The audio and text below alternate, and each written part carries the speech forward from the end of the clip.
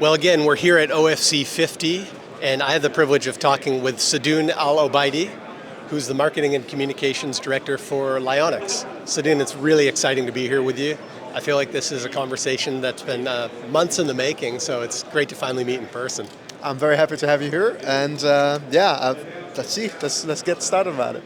Before we dive into anything about the company, I actually wanted to highlight something about your career, because you have a technical background. You actually got your academics completed in electromagnetics and nanomaterials. At what point did you recognize that you have a talent for telling technical stories? This is a fun story. Thanks for that one. So I was doing a master's in nanotechnology at the University of Twente, right? And at the time I was looking for some kind of side job, as most students do, especially in the Netherlands. So one of the things that came up was this program called Student Report that the university was putting through. It was this YouTube kind of thing where they would interview students, talk about problems on campus, that kind of thing, right?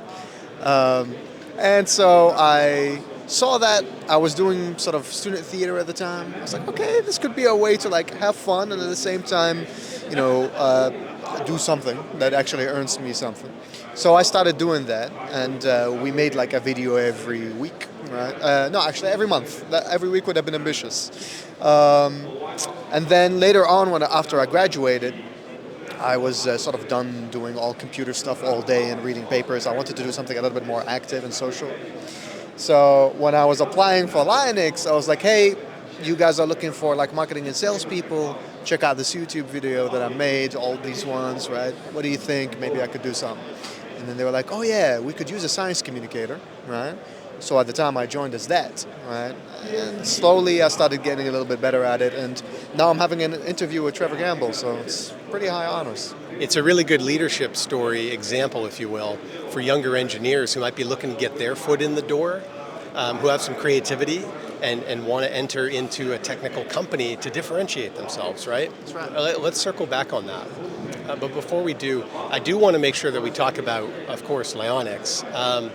From what I've come to appreciate about the company, and you're going to expand on this for the audience, is LioniX has service offerings that go from pick architectural design all the way through to manufacturing, foundry processes, and packaging, which is unique.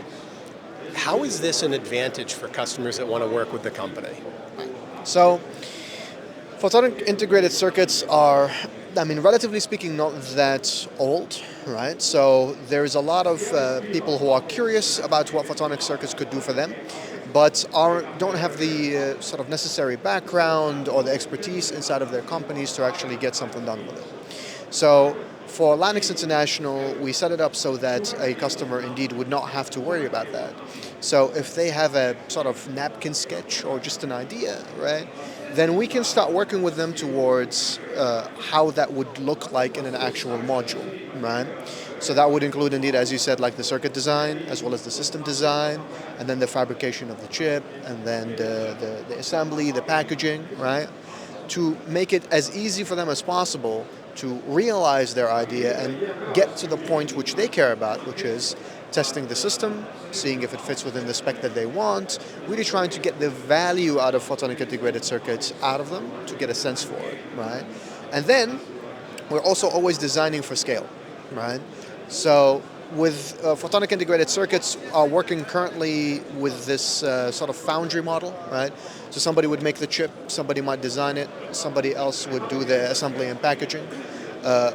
But once you try to get that to scale, you have to coordinate between all of these different people and different companies to try and get that as a smooth process to the volume that you want, right?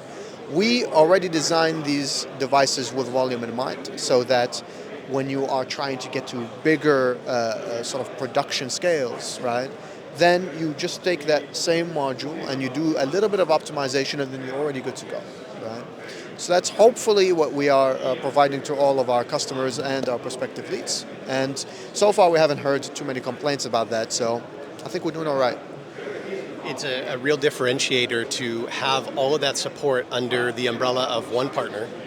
And that's probably one of the reasons why LioniX has had such a breadth of different applications. You've supported customers across a number of them. Can you share, can you highlight some of the application areas that you've got customers in? Yeah, this is a fun one. The most recent one that I really enjoy is a company called Brilliance, who are working on AR light engines, right? So AR glasses and goggles, the biggest problem they have is that they are rather big, clunky, not very fashionable, right? And the biggest issue with that is that somebody wouldn't want to use it, really, right? You might use it for a few hours a day and that's it.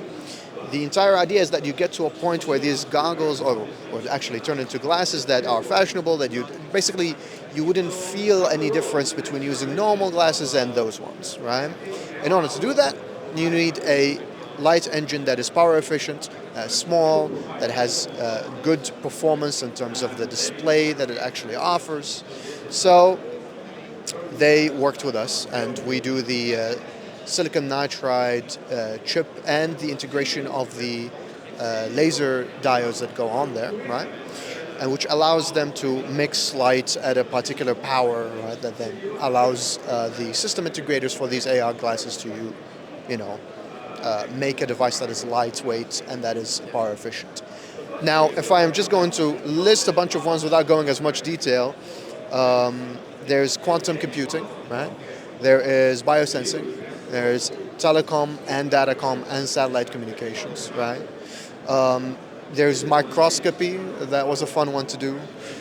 They all revolve around the use of light in a way that is more miniature, but also that enables a novel kind of device that you wouldn't be able to get with just optics.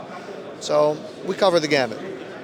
This speaks volumes about having that vertical integration and the ability to impact multiple different application areas. And one of the things that we talked about off camera before, and that I'd like you to show us now, is the display that you have to your right.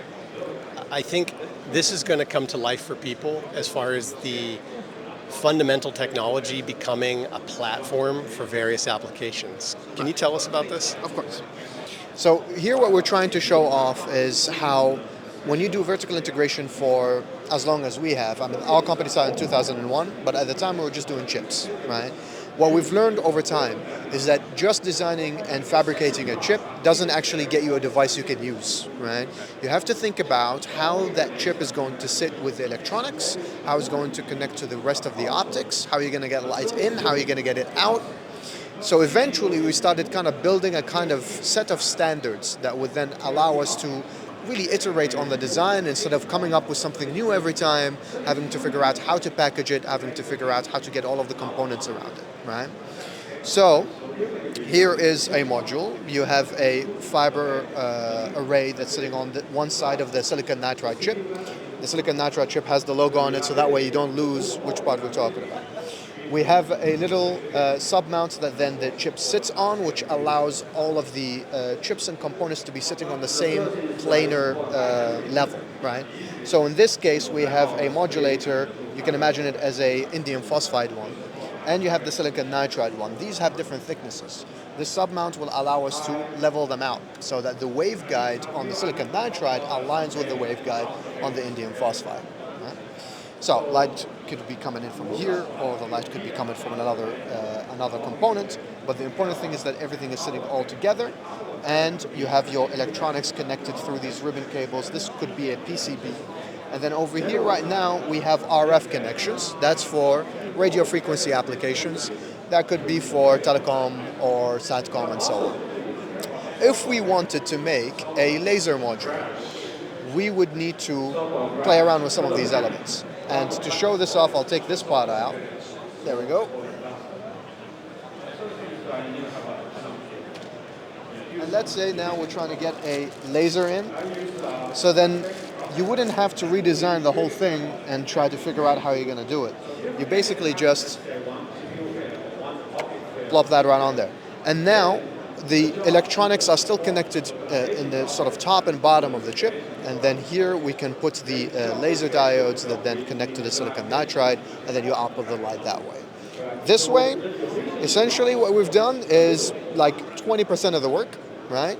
But you have a completely different application. What an incredible way to help a customer accelerate their design cycle and time to market. It's amazing. What a great demonstration. Well, you showed us a lot of exciting things and told us a lot of exciting things about the technology, which are reasons why some people should want to join LioniX. But from your perspective, going beyond the technology, what are some of the characteristics or traits about the company that you think an outsider would be surprised to find out that would encourage them to want to join? Right. Our field, I mean, this is all deep tech, right? So our field has a lot of really technical people working in it. So you wouldn't expect to see how much fun we have. LioniX is internally pretty horizontal, pretty sort of, how to say, informal in the way that we deal with each other. And this is also the kind of relationship that we like to build with our customers, right? Because a lot of this vertical integration would only work best if we are really co-developing with our customer, right?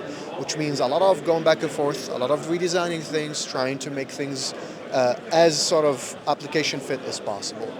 So in the beginning, you might sort of see all of these devices and think, okay, this is going to be a rather complex thing and it's going to be rather dry, and it's not the case at all, right?